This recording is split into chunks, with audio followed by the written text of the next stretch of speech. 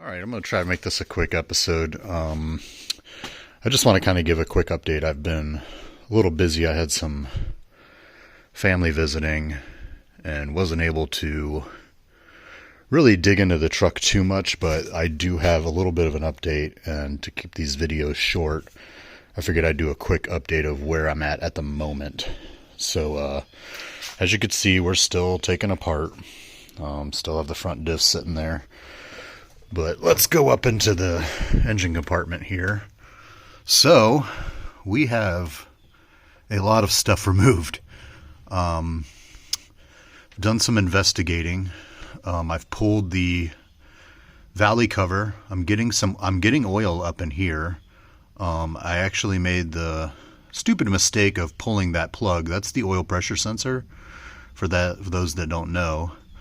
So I decided to pull that plug and just do a very, very quick crank, like basically turn the key forward, instantly back, and I basically filled this whole valley cover up with oil. There's still some remnants of it, but yeah, I don't advise doing that. But that did verify that we do have the oil pump is working. Oil would not shoot out like that if the oil pump was not working. But yeah, quick crank and we had oil everywhere. They even went down into the injector ports. But I got that all cleaned up and started digging into this more. So as you can see, I have the fuel rails off, the fuel pumps off. I've pulled those because I've made the decision that I'm going to go down and just double check the lifters. There's a few things I want to check. I'm going to go ahead and just pull the heads. One of the other things is, so I've been talking to the company I bought this cam kit from, who, it's an entire kit. So they have a recommended pushrod length. And doing a little bit of research on what that pushrod length should be, I thought maybe they were not the correct length. I've already gone ahead and I bought a pushrod checker tool. Those that don't know what these are, there's a little hash line here, and you basically, I have two different lengths. This is just one of them, and you turn this and verify whether or not your pushrod is the correct length. Or basically you're using that to pick your push rods, but I already had them in there, so I used that to kind of verify and see if they were correct or not.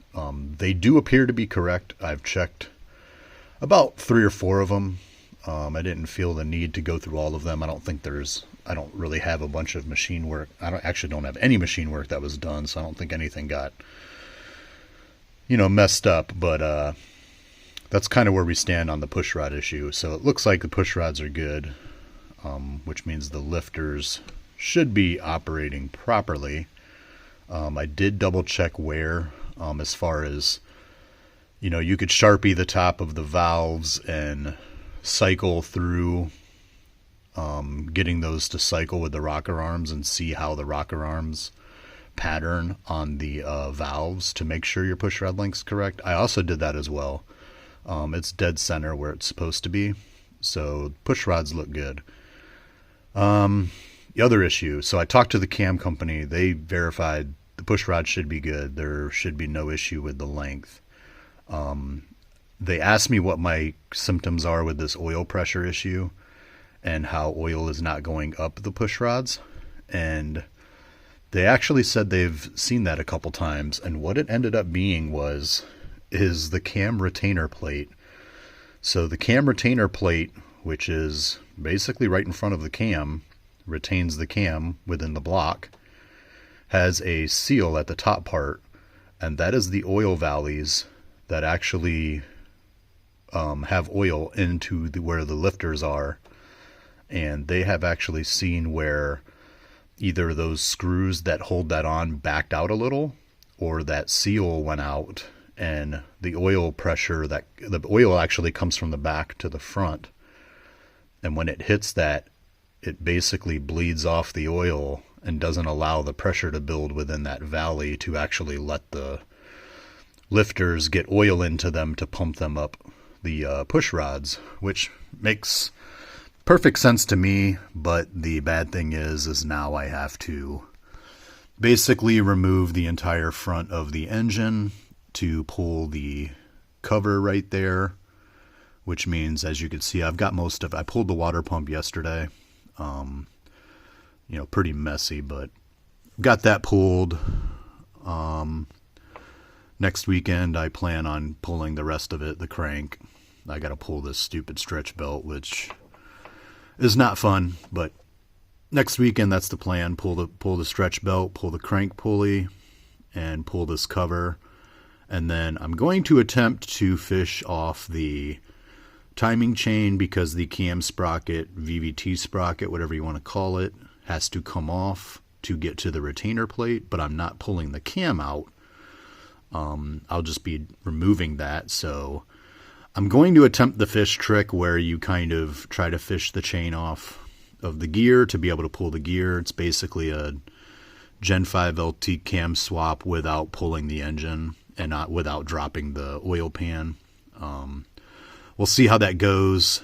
Worst comes to worst, if something gets foobarred, I can pull the oil pan. Luckily, I've had to do it twice already. I can pull the oil pan without pulling the engine. So since I don't have to feed the cam out, I should be able to, get to it pretty easily. But that's where we kind of stand on this issue. Hopefully next weekend I will get at least to the cam retainer plate. I can check it out, see what happened, see if those screws backed out, see if it looks like that's my issue or not. I've already got all the new parts. I've got a new cam retainer plate, new bolts, new cam sprocket bolt, new crank bolt, new head gaskets. I am going to pull the heads, check the lifters, since I have it apart at this point anyways. It's not much more. I have ARP studs, or ARP bolts, I'm sorry, so they're reusable, so I don't have to buy new head bolts, and could pull the heads. I got new head gaskets to go on there, and we'll kind of just give everything a nice good once over, make sure everything's good, and we'll get it back together. And hopefully pressure issues are done after that, and we can finish up the tuning. But another update, I don't think I've covered this in a video. I still have the vibration issue. I think I've discussed that in many videos, but just to kind of show, there's the front drive shaft right there. The rear is back there. I did drop them off while I was kind of working on other stuff, and I found another shop that basically is a race high performance drive shaft company. They build custom drive shafts for race applications. They do, all kinds of stuff driveline related. I took it there. I kind of explained my vibration issue. As you remember, we've been chasing that, and I've got the new housing to potentially rule that out. But I talked to the guy. We kind of went over what I'm experiencing, what that app that I believe I've talked about several times had shown as far as vibration, order, amplitude, frequency. He looked over some of the charts. He actually understood all that. And he did a rebalance of the two drive shafts using race specs. So he went way, way tighter than what the factory is okay with as far as drive shaft balancing. He also checked run out, make sure that there was no bends in the tubes, and I picked those up last week, and he said that they were out of balance, even though I had them balanced twice already.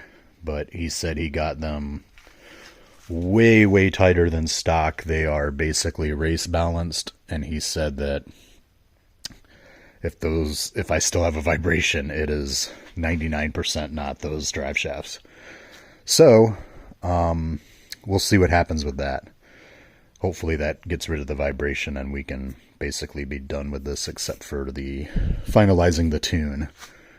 I did buy a new catch can. I may have covered that in another video. I'm redoing the whole PCV setup. I'll do a video kind of showing how I adapted that and changed that. It's basically going to be 2019 plus Silverado running. So I have a different valve cover that's going on the driver's side. And the routing will be way different. I still have a catch can. I'll be doing a better catch can than what I had before. That's the old one. But yeah, I'll get that installed. That's all ready once I start putting this thing back together. And hopefully tidy this thing up. But it actually hasn't been that bad to work on. It's a little frustrating just because I'm trying not to pull a lot of stuff apart, so I'm leaving the front bumper on, which means I have, you know, with the front suspension out, I have to basically climb up there and lean over. So that's been the only kind of challenging part. If I took the front bumper off and some other stuff to get a little bit better access in there, it probably would be a little bit more comfortable to work on, but I'm really just trying to get this thing done.